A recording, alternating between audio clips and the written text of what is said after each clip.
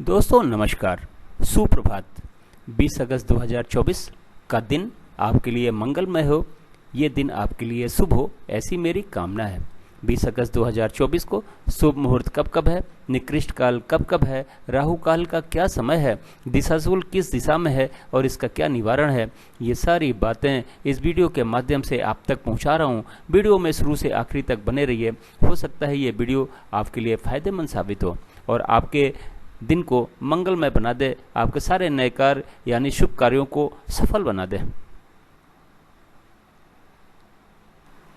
20 अगस्त 2024 को मंगलवार का दिन है। मंगलवार के दिन के 24 घंटे का समय के हिसाब से विवरण और वितरण आगे मैं चार्ट में देने जा रहा हूं। इस चार्ट को या तो डाउनलोड कर लें या तो नोट कर लें और 20 अगस्त 2024 के दिन के सारे कार्य को इसी चार्ट के माध्यम से करें और अपने कार्यों को सफल बनावें, अपने सारे नए कार्य यानी सारे शुभ कार्यों को सफल बनावें और अपने दिन को भी सफल बनावें।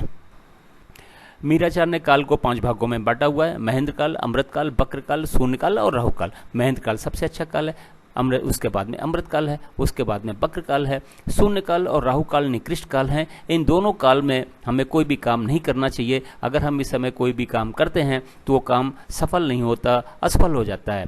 राहु काल फ्लोटिंग है। ये काल महेंद्र काल में भी आ सकता है, अमृत काल में भी आ सकता है, बक्र काल में भी आ सकता है, शून्य काल में भी आ सकता है। आज के दिन राहु काल का समय 3 बजे शाम से 4:30 बजे शाम तक है।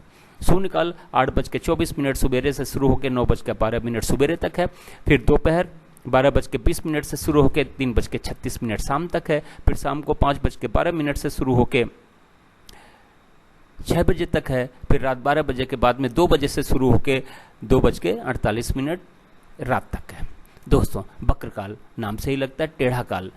बक्र काल में कहा यह जाता है कि काम शुरू करने पे काम समाप्त हो जाता है, मतलब काम पूरा हो जाता है, लेकिन बहुत ही ज़्यादा दिक्कतों और अड़चनों के बाद में अगर आपने बक्र काल में कोई काम शुरू किया है तो ये मान के चलें कि दिक्कतें हजार आने वाली हैं। आपको पेशेंस की ज़रूरत है, आपको धीरज की ज़रूरत है, आपको धैर्य रखना पड़ेगा। अगर कोशिश करें कि बक्र काल में काम न करना पड़े तो बेहतर है। अगर किसी वजह से आपको काम करना पड़ता है तो युवा और प्रौढ़ के समय को चुनें, तो हो सकता है कुछ दिक्कतें कम हो जाएं। महेंद्र काल सबसे अच्छा काल, इसमें भी सबसे अच्छा समय युवा और प्रौढ़ का। महेंद्र काल शाम 7:36 से शुरू होकर रात 9:12 तक है। फिर रात 12 बजे के बाद में 3:36 से शुरू होकर 4:24 सुबेरे तक है। दोस्तों महेंद्र काल के बाद में सबसे अच्छा समय अमृत काल। अमृत काल सुबेरे 6 बजे से शुरू होकर 8:24 सुबेरे तक है। फिर सुबेरे 10 बजे से शुरू होकर 12:24 तक है। फिर शाम को 3:36 से शुरू होकर 5:12 शाम तक है। फिर रात में 9:12 से शुरू होकर 10 बजे रात तक है। फिर रात 12 बजे के बाद में 12:24 से शुरू होकर 2 बजे रात तक है। फिर सुबेरे 4:24 से शुरू होकर सुबेरे 6 बजे तक है। दोस्तों ये रहा 24 घंटे का चार्ट के हिसाब से वितरण और विवरण। वैसे तो महेंद्र काल और अमृत काल में, दोनों काल में आप कभी भी कोई भी काम कर लें, कोई भी नया कार्य शुभ कार्य करें, सफल होता है, लेकिन सबसे अच्छा रिजल्ट पाना होता है तो युवा और प्रौढ़ के समय को चुनें।